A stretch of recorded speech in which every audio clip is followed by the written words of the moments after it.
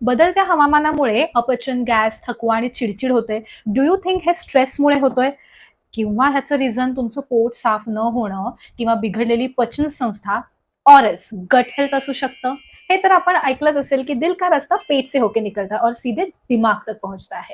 तुमची पचन संस्था म्हणजे तुमचा दुसरा मेंदू आहे. 70% इम्युनिटी आणि 90% serotonin which means happy hormones हे आपल्या आतड्यांमधून तयार होतात. सो गॅस होणे, ऍसिडिटी होणे, मलावष्टंभ म्हणजेच कॉन्स्टिपेशन म्हणजेच पोट साफ न होणे, एन्झायटी येणे, चिडचिड होणे, त्वचेचे व केसांचे त्रास होणे हे तुमची पचन संस्था म्हणजेच गट हेल्थ बिघडलेली असल्याचे लक्षण आहे. आयुर्वेद म्हणतो की सर्व रोग हे मंदाग्नीमुळे होतात. म्हणजेच पचनशक्ती म्हणजेच आपली पाचक अग्नी संतुलित ठेवणे हे अतिशय महत्वाचे आहे.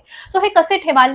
अतिशय सोपे उपाय. गरम पाणी प्या, वेळेवर जेवा, जिभेसाठी नाही भुकेसाठी खा, भुकेप्रमाणे खा, व्यायाम करत राहा आणि पंचकर्म आहेच.